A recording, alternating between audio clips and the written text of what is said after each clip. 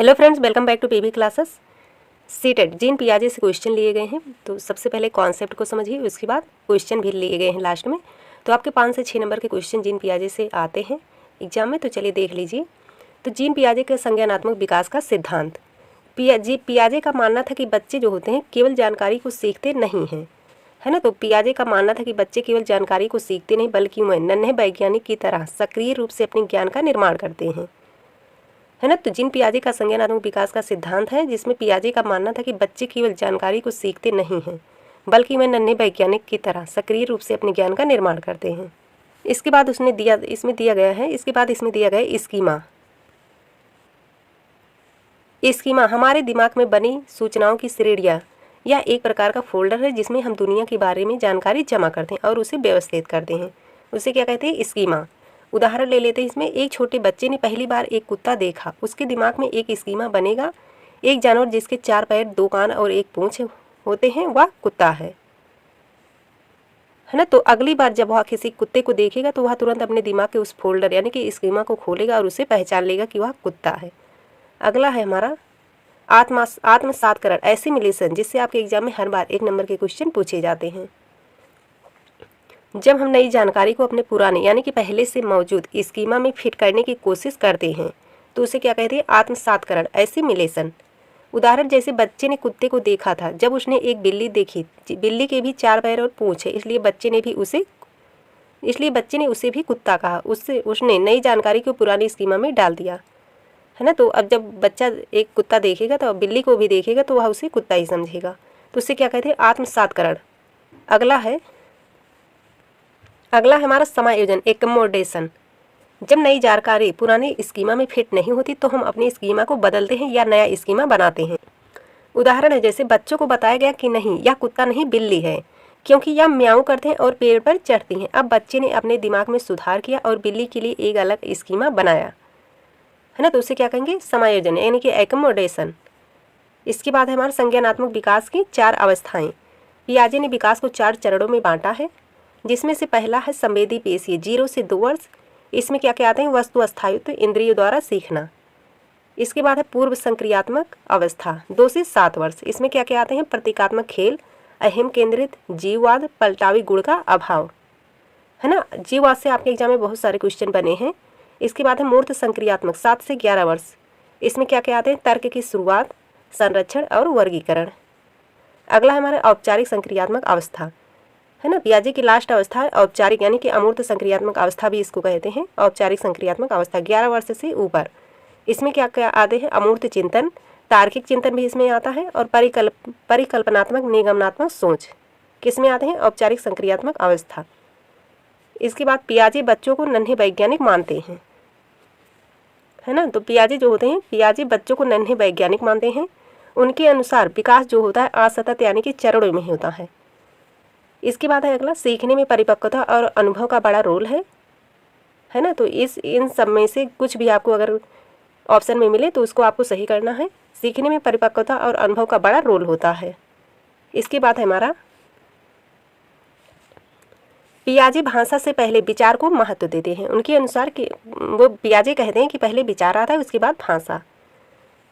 अगला है कर के सीखने के अवसर दें, खोजपूर्ण अधिगम को बढ़ावा दें, अहम केंद्रित वाक्य, है ना। तो कभी कभी एग्जाम में पूछ लिया जाता है अहम केंद्रित वाक्य किसने दिया है? तो पियाजे ने। इसके बाद है सक्रिय अन्वेषक, स्वनियमन, खोज अधिगम। ये सभी किसी भी ऑप्शन में मिले तो उसमें क्या लगाना है? पियाजे को। अगला है इसके बाद ज्ञान का निर्माण, परिपक्वता, स्कीमा, अवस्था किसके हैं? पियाजे की। पियाजे के अनुसार विचार भाषा से पहले है। पियाजे कहते हैं कि पहले विचार आता है उसके बाद भाषा।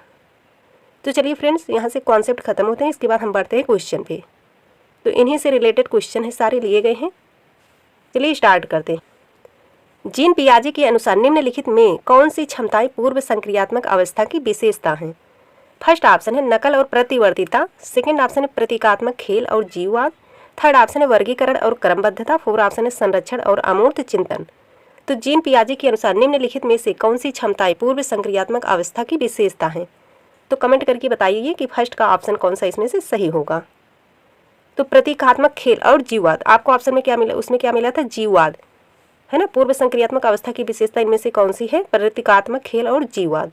राइट आंसर हो जाएगा ऑप्शन नंबर 2। अगला क्वेश्चन है, जीन पियाजे के अनुसार बच्चे वयस्कों से किस प्रकार भिन्न हैं? फर्स्ट ऑप्शन है इसमें बच्चों की सोच वयस्कों से गुणात्मक रूप से भिन्न होती है। सेकंड है बच्चों की सोच मात्रात्मक रूप से वयस्कों से भिन्न होती है। थर्ड ऑप्शन है बच्चे वयस्कों पर निर्भर होते हैं जबकि वयस्क स्वतंत्र होते हैं। फोर्थ ऑप्शन है बच्चों की तुलना में वयस्क बहुत अधिक ज्ञानी होते हैं। तो जीन पियाजे के अनुसार बच्चे वयस्कों से किस प्रकार भिन्न हैं? तो इसमें कौन सा ऑप्शन राइट होगा? ऑप्शन नंबर फर्स्ट, बच्चों की सोच वयस्कों से गुणात्मक रूप से भिन्न होती है ना। राइट आंसर हो जाएगा ऑप्शन नंबर फर्स्ट। अगला क्वेश्चन है, जीन पियाजे के अनुसार अधिगम के लिए निम्नलिखित में से क्या आवश्यक है? फर्स्ट दिएगा वयस्कों के व्यवहार का अवलोकन, ईश्वरीय न्याय पर विश्वास। थर्ड ऑप्शन है शिक्षकों और माता पिता द्वारा पुनर्बलन। फोर्थ ऑप्शन है शिक्षार्थी के द्वारा पर्यावरण की सक्रिय खोजबीन। तो इसमें क्या पियाजे ने क्या कहा था कि बच्चे अपने ज्ञान का निर्माण स्वयं करते हैं, सक्रिय खोजबीन। राइट आंसर हो जाएगा ऑप्शन नंबर 4। अगला क्वेश्चन है, पियाजे के अनुसार बच्चों का चिंतन वयस्कों से डॉट डॉट भिन्न होता है बजाय डॉट डॉट के। फर्स्ट ऑप्शन है मात्रा प्रकार, सेकंड है आकार मूर्त परकता, थर्ड है प्रकार मात्रा, फोर्थ है आकार किस्म। राइट आंसर है ऑप्शन नंबर 3, प्रकार और मात्रा में। तो पियाजे के अनुसार बच्चों का चिंतन वयस्कों से प्रकार में भिन्न होता है बजाय मात्रा के। अगला क्वेश्चन है, डॉट डॉट के विचार से बच्चे सक्रिय ज्ञान निर्माता तथा नन्हे वैज्ञानिक हैं जो संसार के बारे में अपने सिद्धांतों की रचना करते हैं। किसने कहा था? फर्स्ट ऑप्शन दिया गया स्किनर, पावलोव, युंग, पियाजे। तो किसने कहा था? पियाजे ने। राइट आंसर है ऑप्शन नंबर 4। अगला क्वेश्चन है, पियाजे के अनुसार 2 से 7 वर्ष के बीच का एक बच्चा संज्ञानात्मक विकास की डॉट डॉट अवस्था में है। किस अवस्था में है? औपचारिक संक्रियात्मक, मूर्त संक्रियात्मक, संवेदी गतिक, पूर्व संक्रियात्मक। तो 2 से 7 वर्ष के बीच का एक बच्चा संज्ञानात्मक विकास की किस अवस्था में होता है? पूर्व संक्रियात्मक अवस्था। संवेदी गतिक होता है 0 से 2, मूर्त संक्रियात्मक होता है 7 से 11, औपचारिक संक्रियात्मक 11 वर्ष से ऊपर, और 2 से 7 कौन होता है? पूर्व संक्रियात्मक अवस्था। राइट आंसर हो जाएगा ऑप्शन नंबर 4। अगला क्वेश्चन है, 1 वर्ष तक के शिशु जब आंख, कान व हाथों से सोचते हैं तो निम्नलिखित में से कौन सा स्तर शामिल होता है? मूर्त संक्रियात्मक, सेकंड है पूर्व संक्रियात्मक, थर्ड है इंद्रिय जनित यानी कि गामक स्तर, फोर्थ है अमूर्त संक्रियात्मक स्तर। तो बच्चा अपने ज्ञानेंद्रिय यानी कि आंख, कान, नाक और शारीरिक गतिविधियों से सीखता है किसमें? इंद्रिय जनित गामक स्तर। राइट आंसर है ऑप्शन नंबर 3। अगला क्वेश्चन है, वह अवस्था जब बच्चा तार्किक रूप से वस्तुओं व घटनाओं के विषय में चिंतन प्रारंभ करता है। फर्स्ट है संवेदी प्रेरक, सेकंड है औपचारिक संक्रियात्मक अवस्था, थर्ड है पूर्व संक्रियात्मक अवस्था, फोर्थ है मूर्त संक्रियात्मक अवस्था। तो राइट आंसर है इसमें ऑप्शन नंबर 2, औपचारिक संक्रियात्मक अवस्था। अगला क्वेश्चन है, बच्चों के भौतिक विकास के 4 विशिष्ट अवस्थाओं की पहचान की गई। किसके द्वारा? कोहलबर्ग द्वारा, एरिक्सन द्वारा, स्किनर द्वारा, पियाजे द्वारा। तो 4 विशिष्ट अवस्थाएं किसने दी हैं? पियाजे ने। राइट आंसर है ऑप्शन नंबर 4।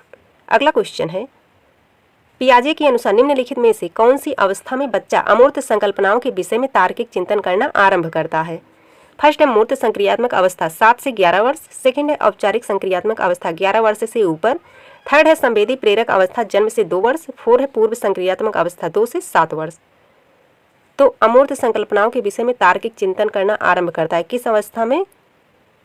औपचारिक संक्रियात्मक अवस्था यानी कि 11 वर्ष से ऊपर। राइट आंसर हो जाएगा ऑप्शन नंबर 2। अगला क्वेश्चन है, जीन पियाजे के संज्ञानात्मक विकास के सिद्धांत के अनुसार निम्नलिखित में से कौन सी क्षमता मूर्त संक्रियात्मक सोच को पूर्व संक्रियात्मक सोच से अलग करती है? फर्स्ट है इंद्रियों का समन्वय, सेकंड है विकेंद्रण, थर्ड है परिकल्पित तार्किकता, फोर्थ है वस्तु अस्थायित्व।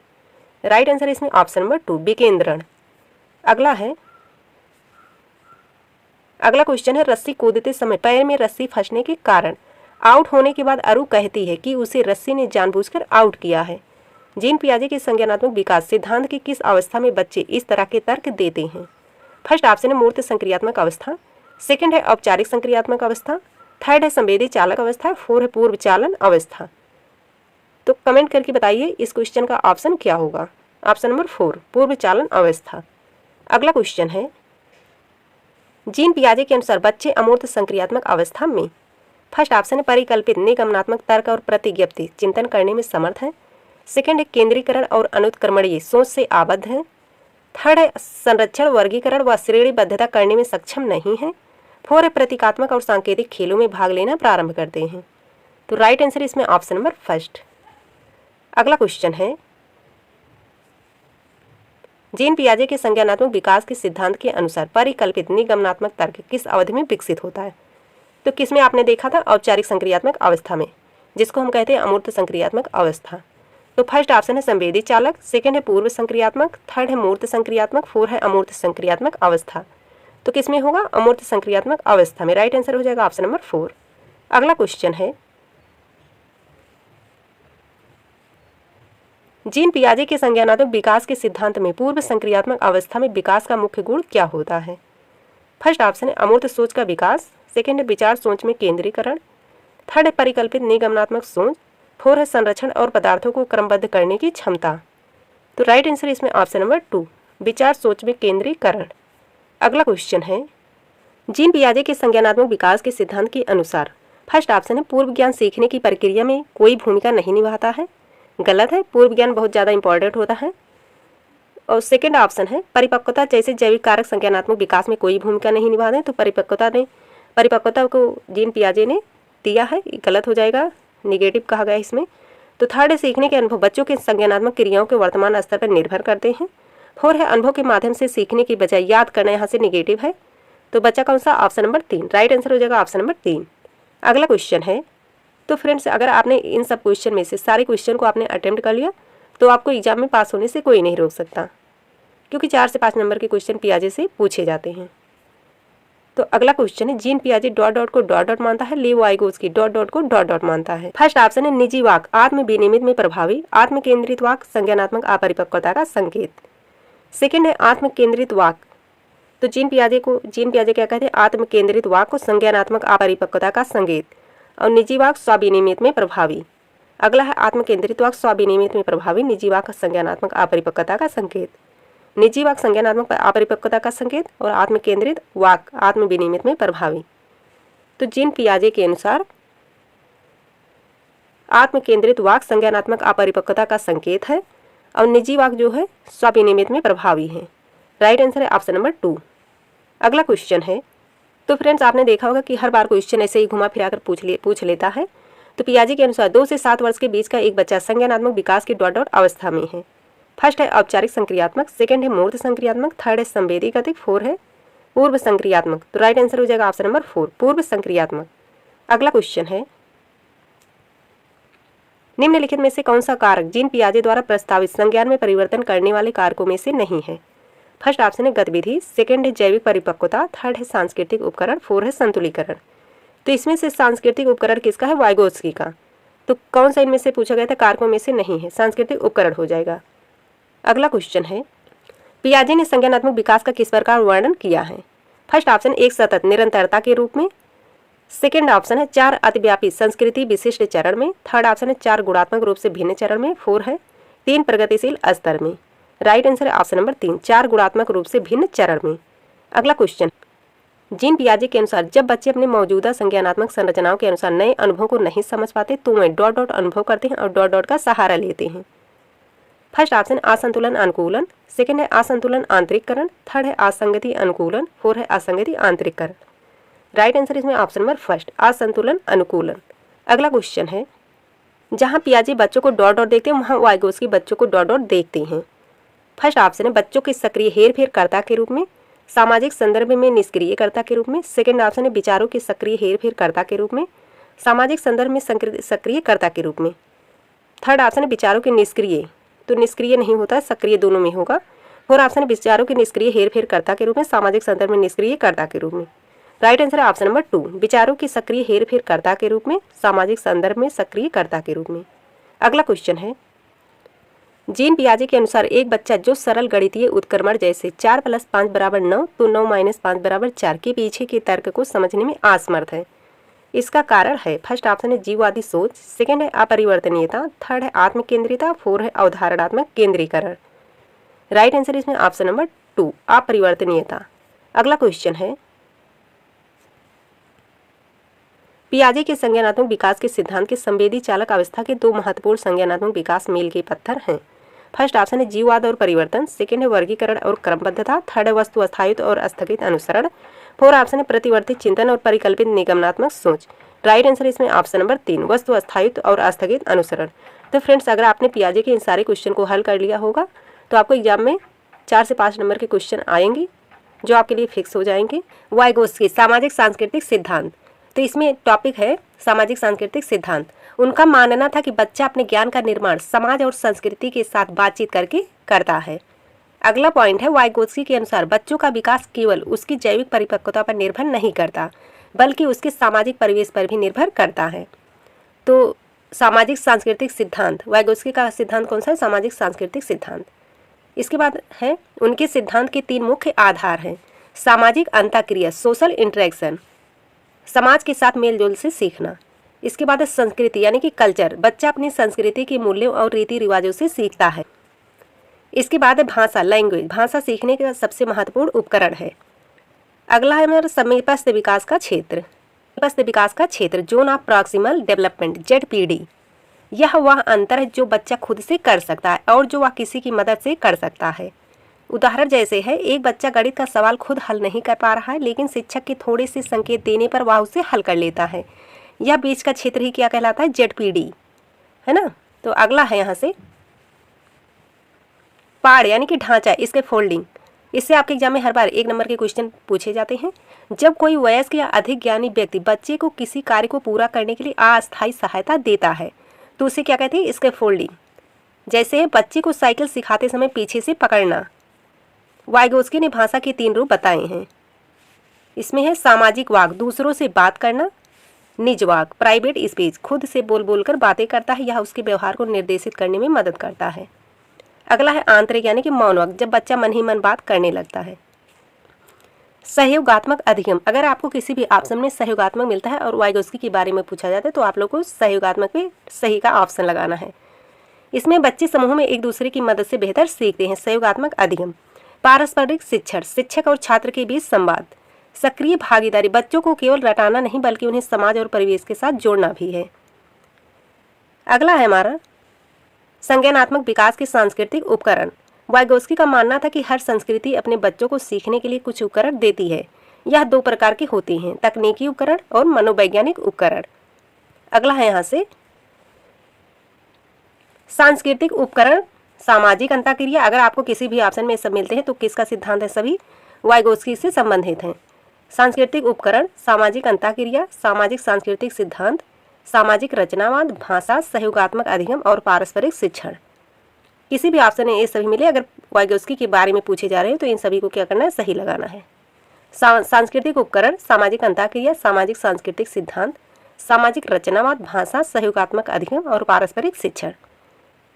तो एक बार और देख लिए वाइगोत्स्की, इसमें फर्स्ट टॉपिक था सामाजिक सांस्कृतिक सिद्धांत। उनका मानना था कि बच्चा अपने ज्ञान का निर्माण जो होता है समाज और संस्कृति के साथ बातचीत करके करता है। अगला पॉइंट है, वाइगोत्स्की के अनुसार बच्चों का विकास केवल उसकी जैविक परिपक्वता पर निर्भर नहीं करता बल्कि उसके सामाजिक परिवेश पर निर्भर करता है। उनके सिद्धांत के 3 मुख्य आधार हैं। सामाजिक अंतःक्रिया, समाज के साथ मेलजोल से सीखना। संस्कृति, कल्चर, बच्चा अपनी संस्कृति के मूल्यों और रीति रिवाजों से सीखता है। अगला है भाषा, भाषा सीखने का सबसे महत्वपूर्ण उपकरण है। समीपस्थ विकास का क्षेत्र, zone of proximal development, ZPD। यह वह अंतर है जो बच्चा खुद से कर सकता है और जो वह किसी की मदद से कर सकता है। जैसे एग्जाम्पल है, एक बच्चा गणित का सवाल खुद हल नहीं कर पा रहा है लेकिन शिक्षक के थोड़े से संकेत देने पर वह उसे हल कर लेता है।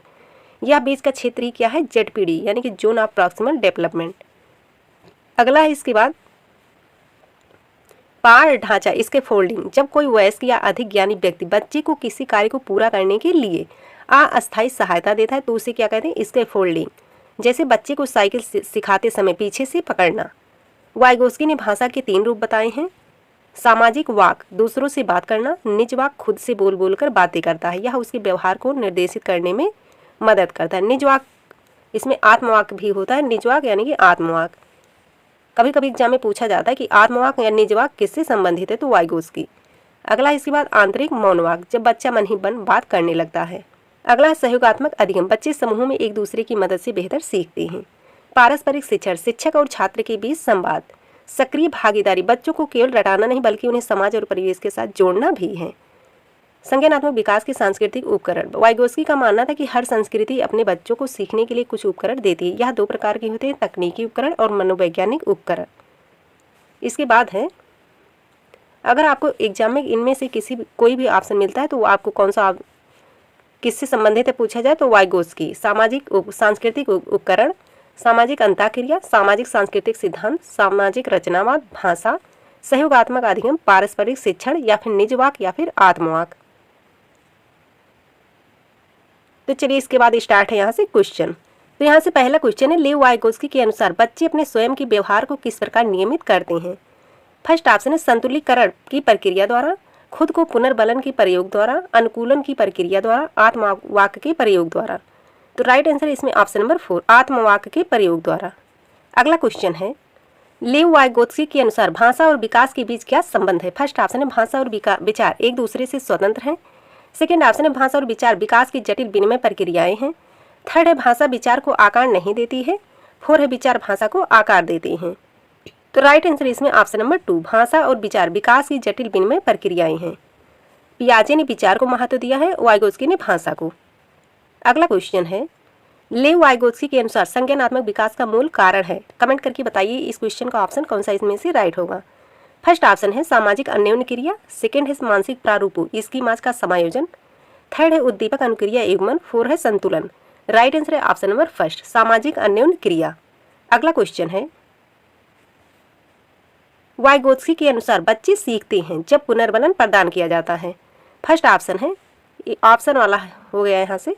फर्स्ट ऑप्शन है जब पुनर्बलन प्रदान किया जाता है, सेकंड ऑप्शन है परिपक्व होने से, थर्ड है अनुकरण से, फोर है वयस्कों और समवयस्कों के साथ परस्पर क्रिया से। राइट आंसर है ऑप्शन नंबर 4। अगला क्वेश्चन है, वाइगोत्स्की का सिद्धांत निहितार्थ है। फर्स्ट ऑप्शन है प्रारंभिक व्याख्या के बाद कठिन सवालों को हल करने में बच्चों की सहायता ना करना। सेकंड ऑप्शन है बच्चे उन बच्चों की संगति में श्रेष्ठतम रूप से सीख सकते हैं जिनका बुद्धि लब्धांक उनकी बुद्धि लब्धांक से कम होता है। अगला ऑप्शन है सहयोगात्मक समस्या समाधान। और फोर ऑप्शन है प्रत्येक विद्यार्थी को व्यक्तिगत रूप से दत्त कार्य देना। राइट आंसर है ऑप्शन नंबर 3, सहयोगात्मक समस्या समाधान। अगला क्वेश्चन है, वाइगोत्स्की बच्चों के सीखने में निम्नलिखित में से किस कारक की महत्वपूर्ण भूमिका पर बल देते हैं। फर्स्ट है सामाजिक, सेकंड है आनुवंशिक, थर्ड है अनैतिक, फोर है शारीरिक। तो सामाजिक सांस्कृतिक सिद्धांत है इनका, तो किस पर जोर देते हैं, बल देते हैं, सामाजिक। Right answer option number first. अगला क्वेश्चन है, किस मनोवैज्ञानिक के अनुसार बच्चों की संज्ञानात्मक विकास में सांस्कृतिक उपकरण एक महत्वपूर्ण भूमिका निभाता है। फर्स्ट ऑप्शन है लीव वाइगोत्स्की, सेकंड है जीन पियाजे, थर्ड है अल्बर्ट बंडूरा, फोर है बीएफ स्किनर। तो किस मनोवैज्ञानिक के अनुसार बच्चों की संज्ञानात्मक विकास में सांस्कृतिक उपकरण एक महत्वपूर्ण भूमिका निभाते हैं। राइट आंसर है option number first, leave Vygotsky. अगला क्वेश्चन है, लीव वाइगोत्स्की के अनुसार फर्स्ट ऑप्शन है बच्चों की संज्ञानात्मक विकास में भाषा की एक महत्वपूर्ण भूमिका है। सेकंड ऑप्शन है बच्चे भाषा अधिग्रहण यंत्र द्वारा भाषा सीखते हैं। थर्ड है बच्चों का संज्ञानात्मक विकास चरणों में होता है। फोर है स्कीमा की परिपक्वता से बच्चों में संज्ञानात्मक विकास अग्रसर होता है। राइट आंसर है ऑप्शन नंबर फर्स्ट। अगला क्वेश्चन है, लीव वाइगोत्स्की का सामाजिक सांस्कृतिक परिप्रेक्ष्य अधिगम प्रक्रिया में डॉट डॉट के महत्व पर जोर देता है। फर्स्ट ऑप्शन है सांस्कृतिक उपकरणों, सेकंड है गुणारोपण, थर्ड है अभिप्रेरणा, फोर है संतुलीकरण। राइट आंसर है ऑप्शन नंबर फर्स्ट, सांस्कृतिक उपकरणों। अगला क्वेश्चन है, एक गतिविधि के दौरान छात्रों को संघर्ष करते देख एक अध्यापिका बच्चों को संकेत और इशारे, इसमें क्या था, पाठ में संकेत और इशारे जैसे क्या, क्यों, कैसे प्रदान करने का फैसला लेती है। लीव वाइगोत्स्की के सिद्धांत के अनुसार अध्यापिका की यह योजना फर्स्ट ऑप्शन है बच्चों को अधिगम के लिए अनुप्रेरित यानी कि निष्प्रेरित करेगी। सेकंड ऑप्शन है अधिगम के लिए पाठ यानी कि आधारभूत संरचना का काम करेगी। थर्ड ऑप्शन है छात्रों में प्रत्याहार निकास प्रवृत्तियां पैदा करेगी। फोर है अधिगम की प्रक्रिया में अर्थहीन होगी। तो राइट आंसर है ऑप्शन नंबर 2, अधिगम के लिए पाठ आधारभूत संरचना का काम करेगी। अगला क्वेश्चन है, लीव वाइगोत्स्की संज्ञानात्मक विकास को किस रूप में देखते हैं। फर्स्ट ऑप्शन है पर्यावरण को प्रभावी रूप से अपनाने की प्रक्रिया। सेकंड ऑप्शन है एक सहयोगात्मक प्रक्रिया। थर्ड ऑप्शन है एक व्यक्तिगत क्रिया। फोर ऑप्शन है एक एकीकृत प्रक्रिया। राइट आंसर है ऑप्शन नंबर 2, एक सहयोगात्मक प्रक्रिया। अगला क्वेश्चन है, लीव वाइगोत्स्की के सिद्धांत का पालन करते हुए एक शिक्षक को फर्स्ट ऑप्शन है अपने विद्यार्थियों के साथ पारस्परिक अध्यापन का पालन करना चाहिए। सेकंड ऑप्शन है विद्यार्थियों द्वारा सांस्कृतिक उपकरणों के उपयोग को हतोत्साहित करना चाहिए। थर्ड ऑप्शन है विद्यार्थियों द्वारा कंठस्थ किए जाने वाले ज्ञान का प्रसार करना चाहिए। फोर ऑप्शन है विद्यार्थियों को एक दूसरे के साथ प्रतिस्पर्धा करने के लिए प्रोत्साहित करना चाहिए। राइट आंसर इसमें ऑप्शन नंबर राइट आंसर इसमें ऑप्शन नंबर फर्स्ट, अपने विद्यार्थियों के साथ पारस्परिक अध्यापन का पालन करना चाहिए। अगला क्वेश्चन है, भाषा और सोच प्रक्रिया के बीच संबंध का प्रस्ताव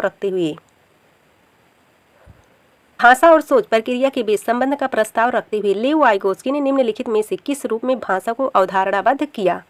फर्स्ट ऑप्शन है, भाषा एक स्वतंत्र क्षेत्र है जो कि संज्ञान से संबंधित नहीं। सेकेंड ऑप्शन है, भाषा एक सांस्कृतिक उपकरण है जो संज्ञान को कई तरीकों से सुगम बनाती है। थर्ड ऑप्शन है, भाषा आत्म केंद्रित भाषा का एक रूप है जिसका प्रयोग केवल बुनियादी जरूरतों को पूरा करने के लिए किया जाता है। भाषा संज्ञानात्मक क्षमताओं के विकास में बाधा डालती है। राइट आंसर इसमें ऑप्शन नंबर 2, सांस्कृतिक उपकरण। इसमें क्या है? सांस्कृतिक उपकरण। राइट आंसर है ऑप्शन नंबर 2। अगला क्वेश्चन है, बच्चों के बारे में निम्नलिखित में से किस कथन से वाइगोत्स्की सहमत होते हैं? फर्स्ट ऑप्शन है, बच्चे तब सीखते हैं जब उनके लिए आकर्षक पुरस्कार निर्धारित किए जाए। सेकेंड ऑप्शन है, बच्चों के चिंतन को तब समझा जा सकता है जब प्रयोगशाला में पशुओं पर प्रयोग किए जाएं। थर्ड ऑप्शन है, बच्चे जन्म से शैतान होते हैं और उन्हें दंड देकर नियंत्रित किया जाना चाहिए। फोर्थ ऑप्शन है, बच्चे समवयस्कों और वयस्कों के साथ सामाजिक अंतःक्रियाओं के माध्यम से सीखते हैं। तो बच्चों के बारे में निम्नलिखित में से किस कथन से वाइगोत्स्की सहमत होते हैं? राइट आंसर है ऑप्शन नंबर 4। अगला क्वेश्चन है, लेव वाइगोत्स्की के अनुसार संज्ञानात्मक विकास के मायने हैं। फर्स्ट ऑप्शन है, मनोवैज्ञानिक उपकरणों के उपयोग में महारत हासिल करना। सेकंड ऑप्शन है, पर्यावरण के अनुकूल ढलना सीखना। थर्ड ऑप्शन है, संज्ञानात्मक द्वंद्व पर प्रतिक्रिया को पहचान पाना। फोर्थ ऑप्शन है, योजनाओं को सुसंगत संपूर्णता में संगठित करना। राइट आंसर है ऑप्शन नंबर फर्स्ट, मनोवैज्ञानिक उपकरणों के उपयोग में महारत हासिल करना। अगला क्वेश्चन है, लेव वाइगोत्स्की के अनुसार शिक्षार्थियों की समीपस्थ विकास के क्षेत्र के माध्यम से प्रगति में मदद करने में डॉट की आवश्यक भूमिका है। फर्स्ट ऑप्शन है, भौतिक पर्यावरण। सेकंड ऑप्शन है, अधिक जानकार अन्य। थर्ड ऑप्शन है, परिपक्वता। फोर्थ ऑप्शन है, सकारात्मक सुदृढ़ीकरण। राइट आंसर इसमें ऑप्शन नंबर 2, अधिक जानकार अन्य। आपका टॉपिक है CDP में लॉरेंस कोहलबर्ग। आपके एग्जाम में हर बार 2 से 3 नंबर के क्वेश्चन लॉरेंस कोहलबर्ग से आते। तो चलिए स्टार्ट करते हैं। यहाँ से है लॉरेंस कोहलबर्ग का नैतिक विकास का सिद्धांत। कोहलबर्ग ने बच्चों और वयस्कों को कुछ कहानी सुनाई जिनमें एक दुविधा थी। सबसे प्रसिद्ध कहानी उनकी क्या थी? हिंज की दुविधा है, जिसमें एक व्यक्ति को अपनी मरती हुई पत्नी के लिए क्या करना पड़ता है? दवा चोरी करनी पड़ती, क्योंकि वह बहुत महंगी है। लोग दवा चोरी करने को सही मानते हैं या गलत?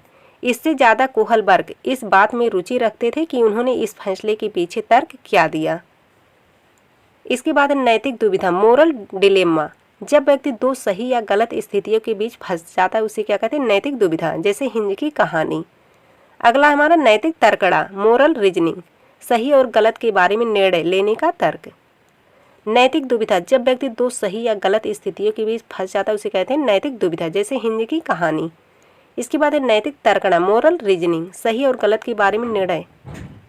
नैतिक तर्कड़ा, सही और गलत के बारे में निर्णय लेने का तर्क, क्या कहते हैं? नैतिक तर्कड़ा। विकास के 3 स्तर और 6 अवस्थाएं हैं। तो विकास के कितने स्तर हैं? 3 स्तर हैं और 6 अवस्थाएं। सब में 2-2 अवस्थाएं हैं, टोटल 6 अवस्थाएं हैं। तो स्तर यहाँ से पहला स्तर है पूर्व परंपरागत स्तर, 4 से 10 वर्ष तक होता है। पूर्व परंपरागत स्तर, स्तर 1 है पूर्व परंपरागत स्तर, 4 से 10 वर्ष। यहाँ नैतिकता बाहरी कारकों, सजा और इनाम पर टिकी होती है। इसमें पहली अवस्था है आज्ञाकारिता और दंड। बच्चा सोचता है अगर मुझे सजा मिली तो काम गलत है, वह दंड से बचने के लिए नियमों को मानता है, उसे क्या कहते हैं? आज्ञाकारिता और दंड। अगला है यहाँ से व्यक्तिगत विनिमय, इसे जैसे को तैसा वाली स्थिति कहते हैं। बच्चा सोचता है अगर मैं तुम्हारा काम करूं तो तुम मेरे लिए क्या करोगे। अगला हमारा स्तर नंबर 2 है यहाँ से परंपरागत स्तर, 10 से 13 वर्ष। यह किशोरावस्था के दौरान होता है। यहाँ बच्चा सामाजिक नियमों और दूसरों की उम्मीदों को महत्व देता है। तीसरी अवस्था है यहाँ से अच्छा लड़का अच्छी लड़की।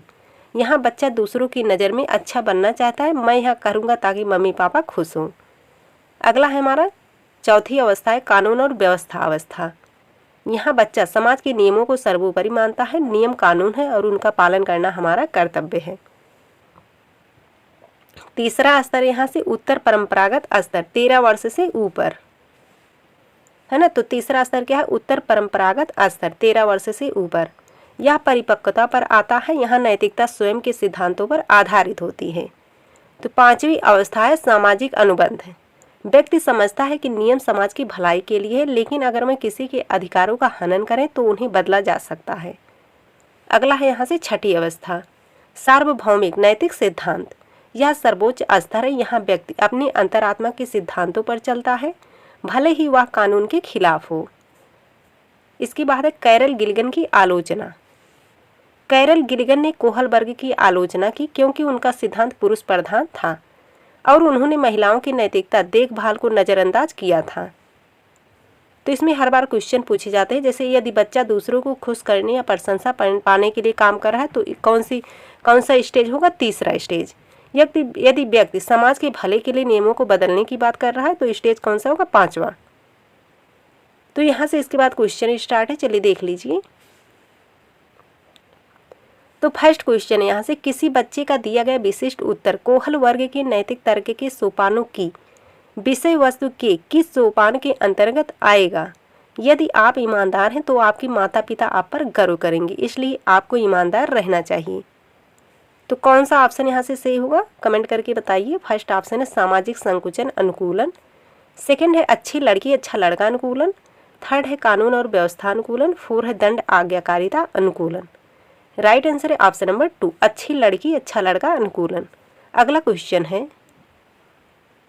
लॉरेंस कोहलबर्ग ने बच्चों के नैतिक विकास का अध्ययन करने के लिए किस विधि का प्रयोग किया? फर्स्ट ऑप्शन है खेल के दौरान बच्चों का अवलोकन करना, सेकंड है प्रायोगिक विधि, थर्ड है मात्रात्मक शोध कार्य विधि, फोर है बच्चों के सामने नैतिक दुविधाएं रखना और अनुक्रियाओं की समालोचना करना। राइट आंसर है ऑप्शन नंबर 4। अगला क्वेश्चन है, कोहलबर्ग ने प्रस्तुत किए हैं। फर्स्ट ऑप्शन है संज्ञानात्मक विकास के चरण, सेकंड है शारीरिक विकास के चरण, थर्ड ऑप्शन है संवेगात्मक विकास के चरण, फोर ऑप्शन है नैतिक विकास के चरण। तो कोहलबर्ग ने प्रस्तुत किए नैतिक विकास के चरण। राइट आंसर है ऑप्शन नंबर 4। अगला क्वेश्चन है, लॉरेंस कोहलबर्ग के सिद्धांत में कौन सा स्तर नैतिकता की अनुपस्थिति को सही अर्थ में सूचित करता है? स्तर 3, स्तर 4, स्तर 1, स्तर 2। राइट आंसर इसमें ऑप्शन नंबर 3, स्तर 1। अगला क्वेश्चन है,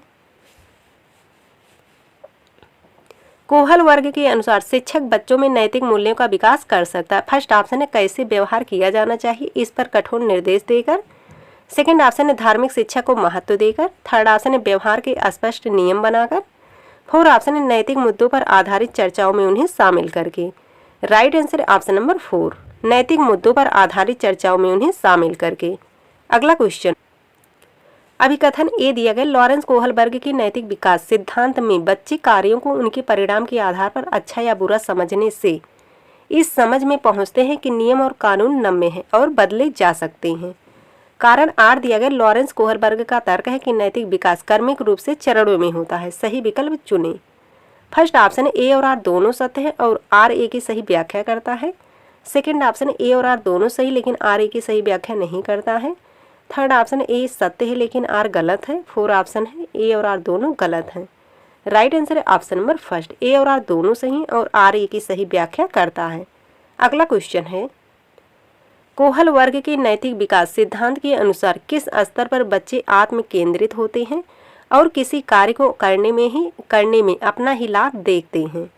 फर्स्ट ऑप्शन है पहले स्तर के पहले चरण में, सेकंड ऑप्शन है पहले स्तर के दूसरे चरण में, थर्ड ऑप्शन है दूसरे स्तर के तीसरे चरण में, फोर ऑप्शन है तीसरे स्तर के पांचवें चरण में। राइट आंसर है इसमें ऑप्शन नंबर 2, पहले स्तर के दूसरे चरण में। अगला क्वेश्चन है, जब कोहल वर्ग की नैतिक विकास के सिद्धांत के अनुसार व्यक्ति किस अवस्था में है? जब वह विश्वास करता है कि वर्तमान सामाजिक प्रणाली को सक्रियता पूर्वक बनाए रखने से धनात्मक मानवीय संबंध और सामाजिक वर्ग सुरक्षित रहता है। फर्स्ट ऑप्शन है दंड और आज्ञा पालन अभिविन्यास, सेकंड ऑप्शन है सामाजिक क्रम व्यवस्था अभिविन्यास, थर्ड ऑप्शन है यंत्रीय उद्देश्य अभिविन्यास, फोर ऑप्शन है सार्वभौमिक नैतिक सिद्धांत अभिविन्यास। राइट आंसर है ऑप्शन नंबर 2, सामाजिक क्रम व्यवस्था अभिविन्यास। अगला क्वेश्चन है,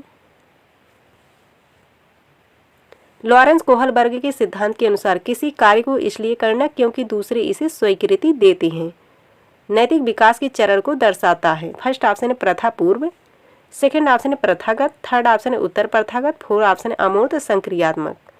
राइट आंसर है ऑप्शन नंबर 2 प्रथागत। अगला क्वेश्चन है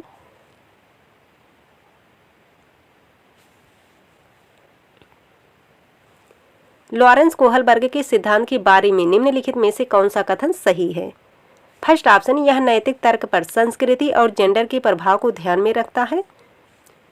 सेकेंड ऑप्शन, यह बच्चों में नैतिक विकास की प्रगति के सटीक अवस्थाओं को निर्दिष्ट नहीं करता है। थर्ड ऑप्शन, यह प्रायोगिक विधियों द्वारा किए गए अध्ययन पर आधारित है। फोर्थ ऑप्शन, यह बच्चों को दुविधात्मक स्थितियां प्रस्तुत करता है। तो लॉरेंस कोहलबर्ग के सिद्धांत के बारे में निम्नलिखित में से कौन सा कथन सही है? राइट आंसर है ऑप्शन नंबर 4, यह बच्चों को दुविधात्मक स्थितियां प्रस्तुत करता है। अगला क्वेश्चन है कोहल वर्ग के सिद्धांत के पूर्व परंपरागत स्तर के अनुसार कोई नैतिक निर्णय लेते समय एक व्यक्ति निम्नलिखित में से किस तरह प्रवृत्त होगा? फर्स्ट ऑप्शन है व्यक्तिगत आवश्यकताएं तथा इच्छाएं। सेकंड ऑप्शन है व्यक्तिगत मूल्य। थर्ड ऑप्शन है पारिवारिक अपेक्षाएं। फोर्थ ऑप्शन है अंतर्निहित संभावित दंड। राइट आंसर है ऑप्शन नंबर 4। अगला क्वेश्चन है लॉरेंस कोहलबर्ग के सिद्धांत में नैतिक विकास की अवस्था के निर्धारण का या निर्धारण के आधार क्या हैं? ए दिया गया व्यक्ति की आयु। बी है व्यक्ति द्वारा दिया गया उत्तर चोरी के पक्ष में विपक्ष में। सी है व्यक्ति की अनुक्रिया में अंतर्निहित तर्क। सही विकल्प का चयन कीजिए। फर्स्ट ऑप्शन है केवल बी। सेकंड ऑप्शन है ए और सी। थर्ड ऑप्शन है ए और बी। फोर्थ ऑप्शन है बी और सी। राइट आंसर है ऑप्शन नंबर 4, बी और सी। अगला क्वेश्चन है लॉरेंस कोहलबर्ग ने तर्क दिया है कि फर्स्ट ऑप्शन है बच्चों में नैतिक विकास निरंतर रूप से होता है। सेकंड ऑप्शन है बच्चों के नैतिक तर्क में सांस्कृतिक अंतर होते हैं।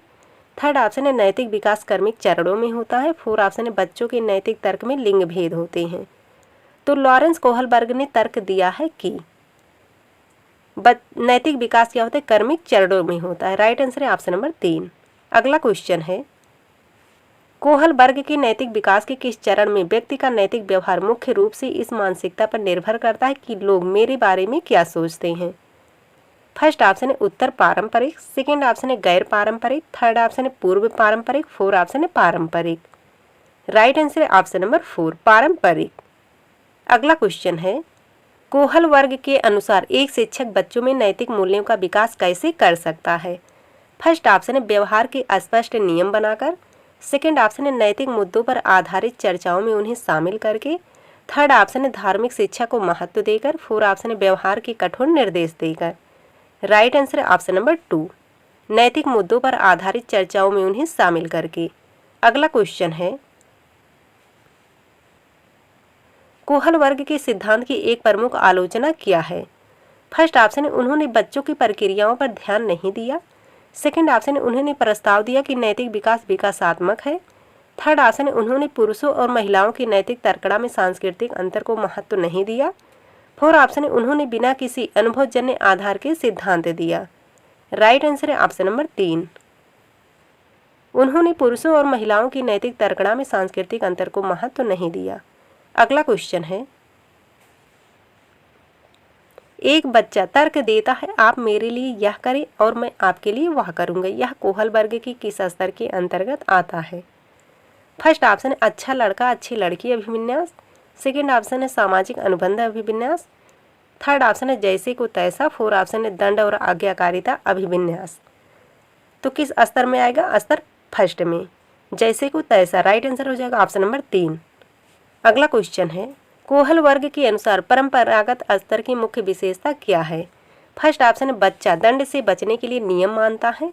सेकंड ऑप्शन है बच्चा समाज की अपेक्षाओं और नियमों को बनाए रखने पर ध्यान देता है। थर्ड ऑप्शन है बच्चा स्वयं के सार्वभौमिक सिद्धांतों को मानता है।